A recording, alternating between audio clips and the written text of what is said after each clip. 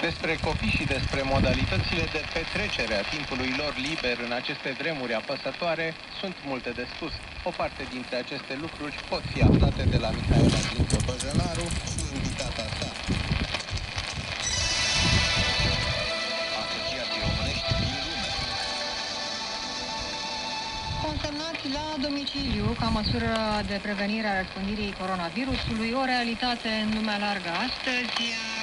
Pe de o parte, copiii în general se bucură că în această perioadă nu merg la școală. Părinții, pe de altă parte, alături de dascăli, ar dori să valorifice cumva timpul altfel decât prin jocuri pe computer eventual.